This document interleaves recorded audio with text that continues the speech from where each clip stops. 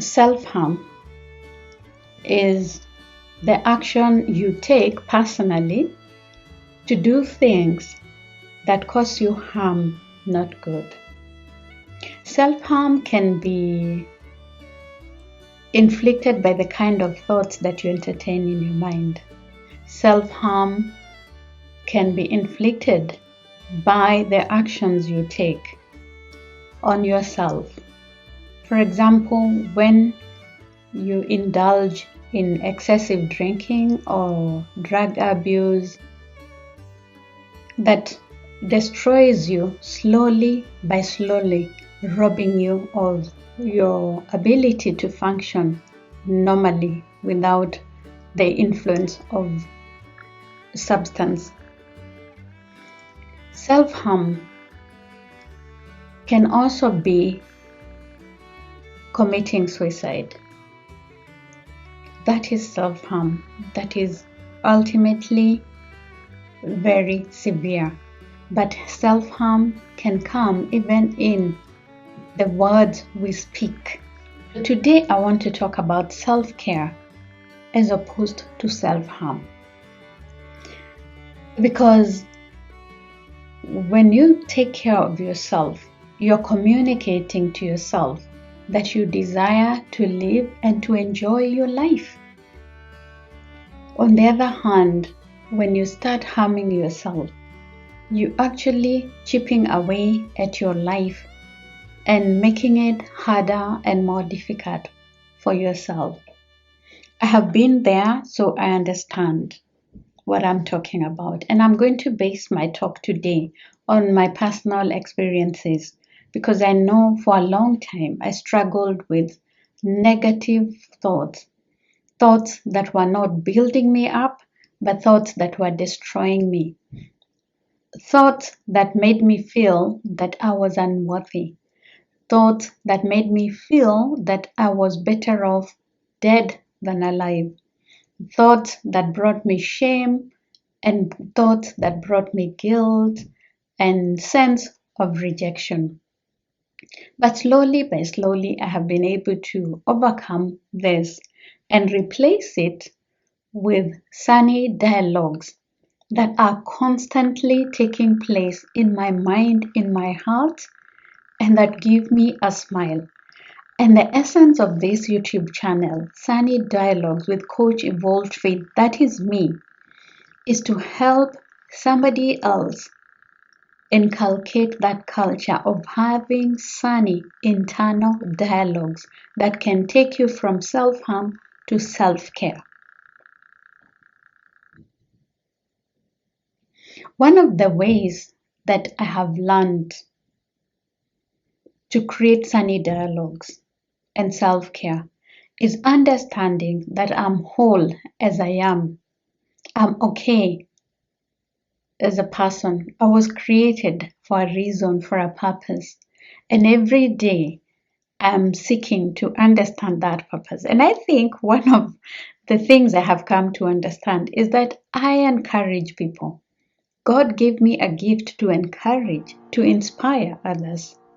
And therefore I do that. And maybe going through the challenges that I have gone through in life was my journey of refinement to enable me be in this space so that I can speak to you and help you change the direction your life may be currently taking into a journey of self-discovery, into a journey of self-love, where you start living life and enjoying life without apologizing to anybody. One of the things I learned from my own personal story is that I was so attached to people, to things, to social judgments and expectations that I was so deep into that attachment that I constantly suffered sense of failure, shame, because I was feeling like I needed to meet a certain standard. And if I didn't meet that standard, then I was a failure, I was a loser. And the many times I even felt shame. But today I live a life that shame is not a vocabulary in my life. I make mistakes and I forgive myself and pick up from there. I do things that people don't approve of, and I ask myself, have I wounded somebody? Have I offended somebody? If I have, then I apologize. But if I have not, then I just regroup and see how best to correct the mistake and keep moving forward. And I live my life with an abundance. I enjoy it, and I'm always looking for the beauty in my life, even when I experience difficult situations, and so can you. So, number one, I would like to talk about detaching yourself from people, detaching yourself from situations, detaching yourself from things. My car, my house, my money. Detach yourself and see your house as an independent structure.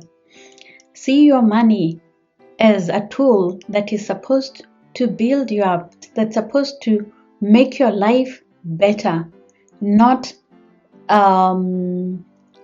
not part of your life that when you lose money, it's like you're ready to lose your life because you have lost money. You have to find a way of detaching from these attachments. Detach yourself from feelings that bring you down and replace them with feelings that uplift you to fight another day or to enjoy life. Detach yourself from people who make you feel like you're worthless, like you're useless, or like you have to plead to be in their presence, to be in their life.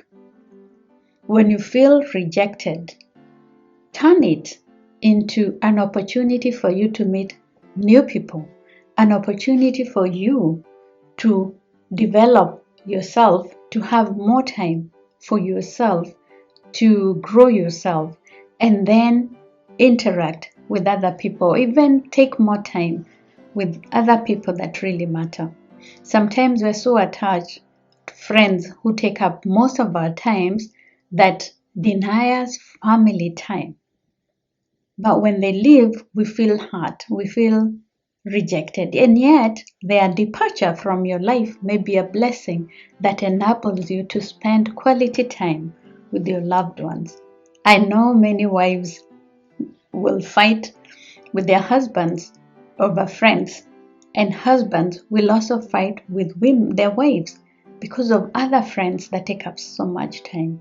Parents will fight with their children over friends that they feel are negatively influencing their children. So detaching from certain people and situations is important because attachment brings us joy, but attachment can also bring us pain.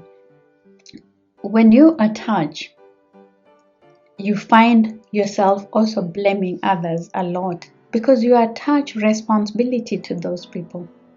You attach responsibility and expectations on other people, and when they don't show up the way you expect, you get wounded, you get frustrated, and you feel like your life doesn't mean much to you anymore. When you blame others, you also will find yourself running away from responsibility and denying yourself the power that you have to correct situations or to cope with situations, even if somebody has wronged you. You deny yourself that ability to be able to address the issue because you're pushing everything to the other person attachment.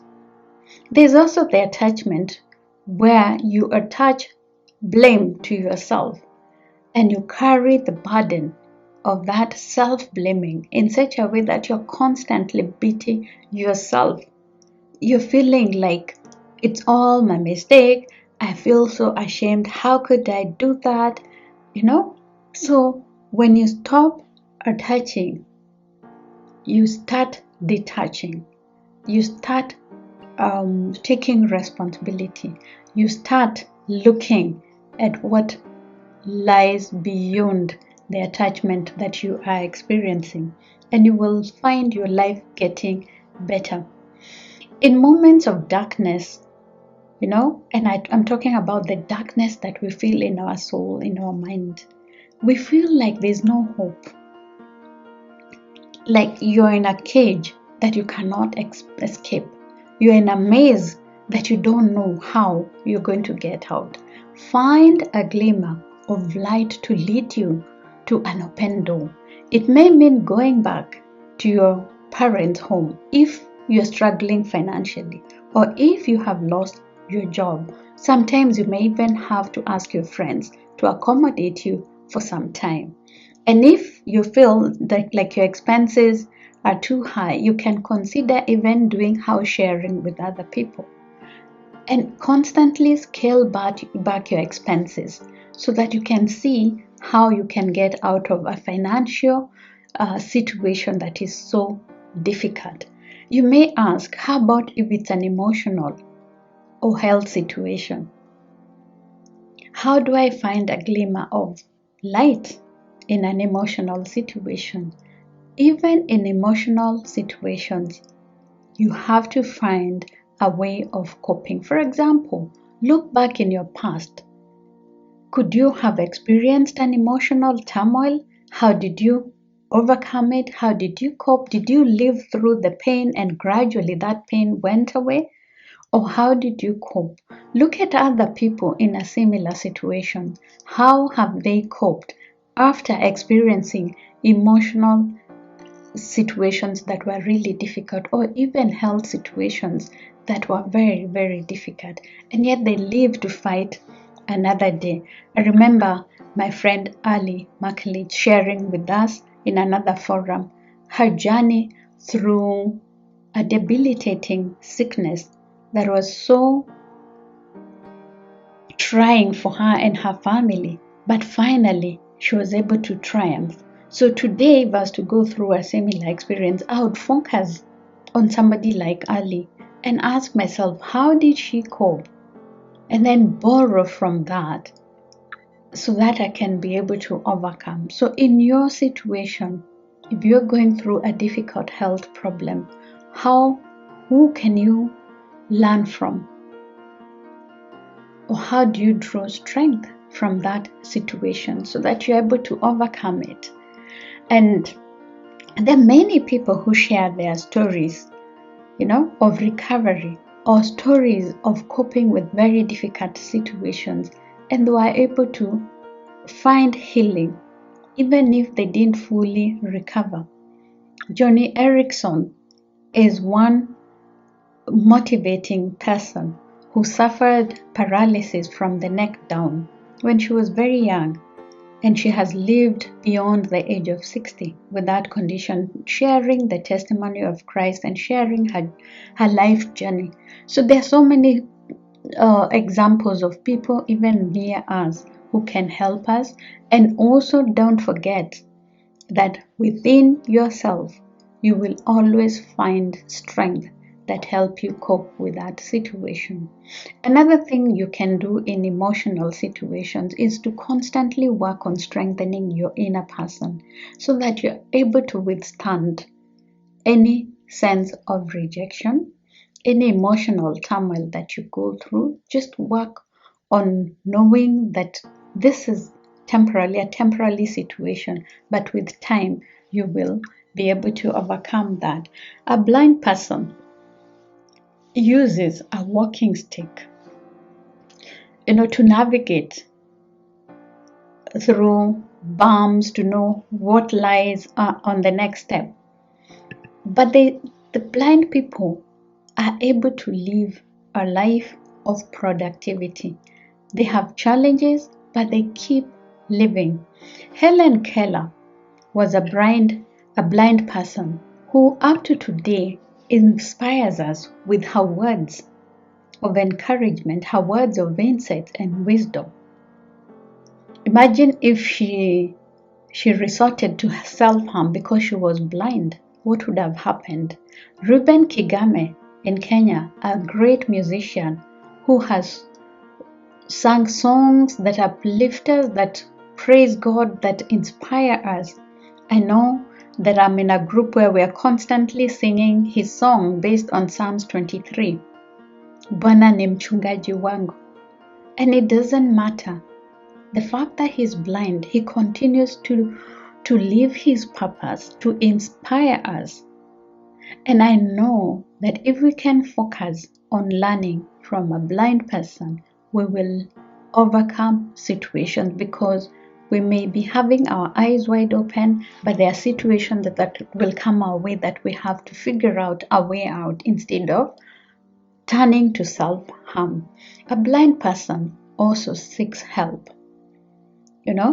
Where they need help, sometimes I see them at a zebra crossing, pedestrian crossing, and I see them ask somebody. You'll see somebody walk with a blind person, cross the road with them, and then at the end after they have finished crossing the road, the person, a stranger, will go their way and the blind person continues on their journey. So let's learn to ask for help in situations where we're not able to help ourselves. There's no shame in seeking help.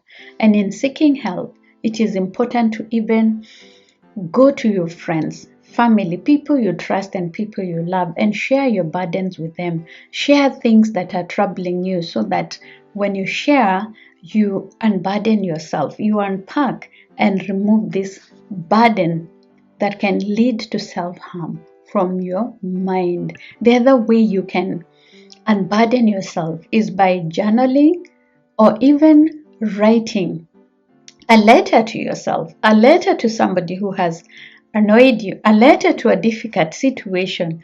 People even write letters to God and express themselves, say how you feel, and speak candidly to this other person. You don't have to send the letter, just write, so that you can unpack what is in your mind, what is in your heart, and then tear up the letter after that, or keep the letter for a few days, and then you look at it, and in rereading the letter that you have written, or a journal entry, you'll be surprised at the perception that you have a day after you have written, because sometimes we see things from a point of assumption rather than a point of reality. And when we're in pain, we tend to see things from a warped perspective, which can easily lead you to take drastic steps for things that don't necessarily require that drastic step. Asking for help also from friends is as simple as asking somebody, do you have time? I'd like to talk. And then just go and share.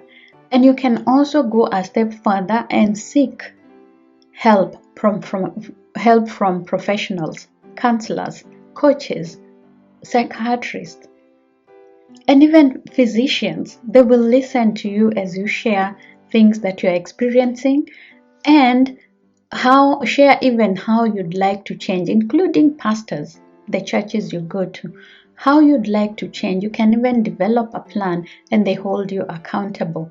It is important also to feel and experience all these negative and defeatist emotions and thoughts that you're having, because in experiencing them, feeling them, recognizing and acknowledging them, you allow yourself to be real, and you allow yourself to see them as they are, and then after that you can release them.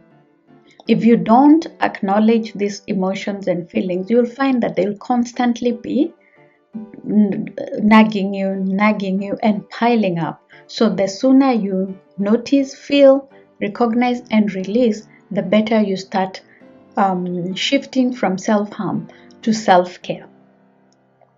Anytime you feel sorry for yourself, because when you're contemplating self-harm, you're in that pity party state, a state of feeling sorry for yourself, blaming yourself, feeling unworthy. Anytime you feel sorry for yourself, stop and go higher. Seek solutions instead of focusing on how you were wronged, or how you were hurt, or how you're rejected. Yes, you were, but recognize it for what it is, let it go, move forward, and keep going. the story that is your story will definitely change.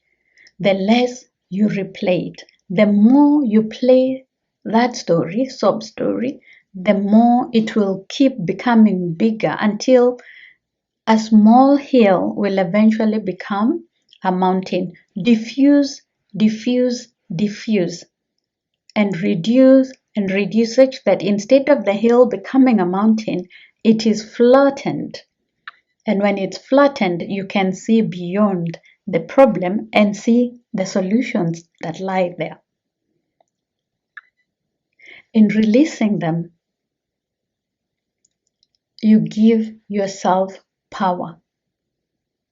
You take it back from the people that you blame, the people that you think have wronged you, the people who have fired you from the job, the people who have demoted you, the people who have um, rejected you, the people, situations that were not favoring you. Because, like during the COVID situation, that was a situation that was really heavy.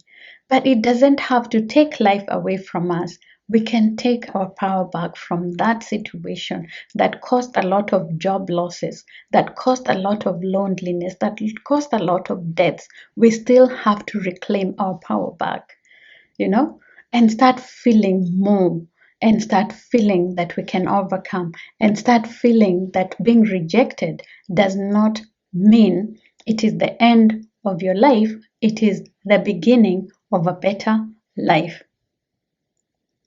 If somebody walked away from you, just understand it was okay for them to leave, and it is okay for you to start your life afresh. And because you're a human being, you will feel feelings of loss. Feel them, let them go, and start life afresh.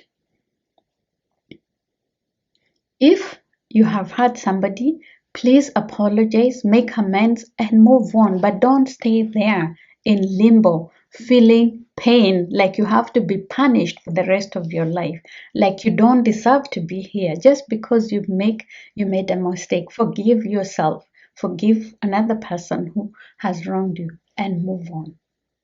Do not let such situations rob you of a future, of a present. Self-forgive every day. Forgive others every day. Make forgiveness a lifestyle, not a one-off thing. Sometimes we think, oh, I forgive the other person. I forgive this person the other day, or I forgive myself last week. Forgiveness is an everyday thing. Self-forgiveness and forgiving others, make it a lifestyle. I talk about these things and I just smile because one day I was in a place of darkness that I didn't know I would ever get out of. But I'm grateful because so many people made me realize that I was created for a purpose, for a reason. And I have an assignment that I need to accomplish. And today is one of those days I'm accomplishing this assignment by speaking to somebody who may be going through a difficult challenge, who may not be understanding why they should be alive. But I want to say that you are here for a reason. You were born with the purpose of good. Hence, your life matters. Seek your purpose that lies within you and direct your energy and focus on that, as your worth lies in your being here, your being born. That is where your worth and purpose lies. Tap into it. Use your energy seeking why you were born. Not asking yourself, why you born to suffer? There's a song that says born to suffer. No, don't sing that song. Sing born to win. You were born to win. I was born to win. And nobody can tell me otherwise. I know suffering comes.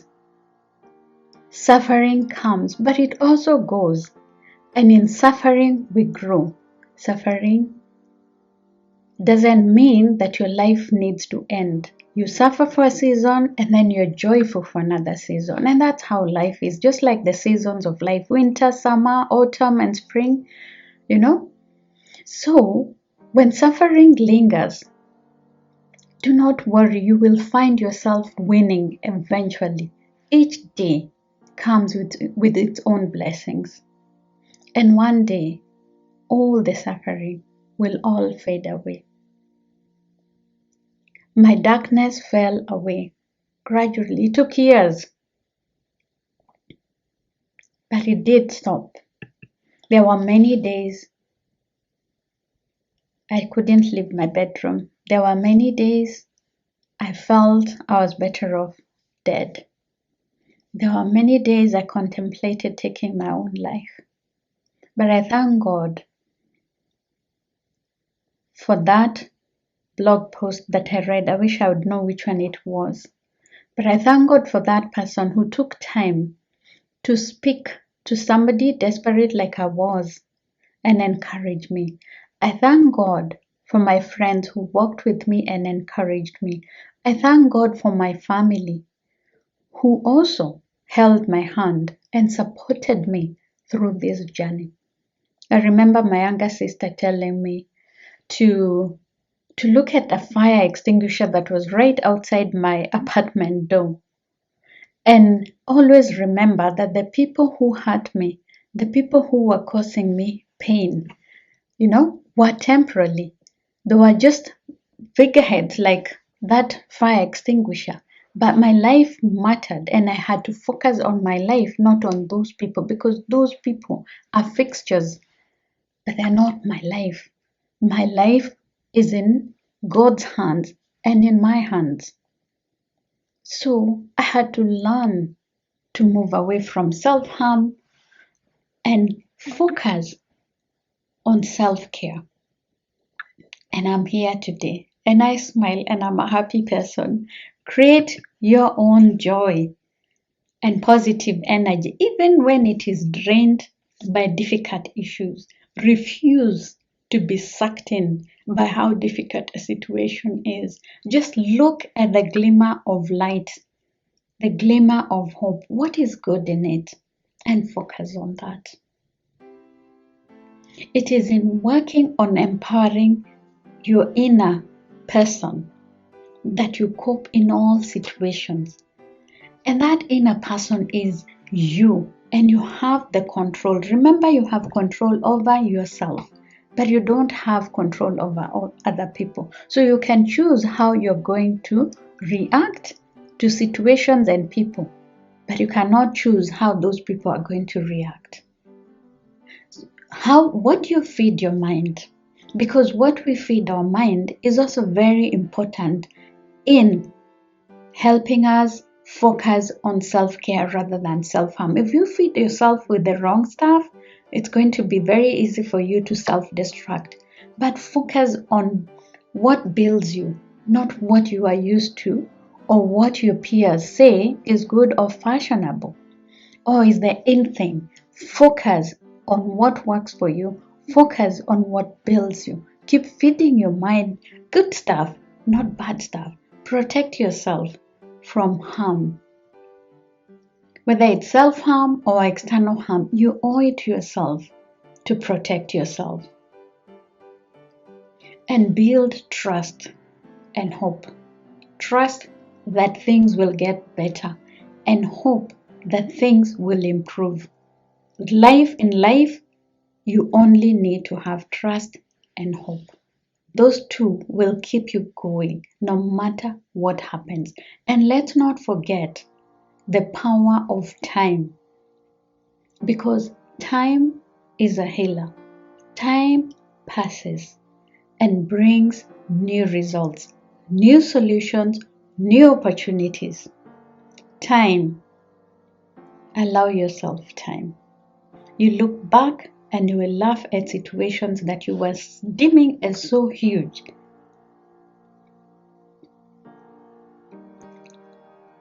Remember that sometimes thoughts of suicide are triggered not necessarily because of situation, but because of chemical imbalance in the brain. So seek treatment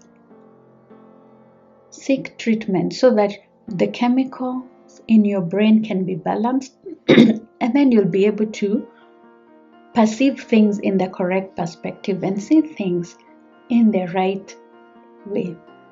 Be bold to ask for help. Be bold to seek to live the life that God has given you. Every one of us deserves to be here. Every one of us deserves to be alive today and well. So take care of yourself. And in a few years' time, in a few months' time, you might be the one holding space for another life, holding space for somebody else to be able to become a great, great person who will add you to this life.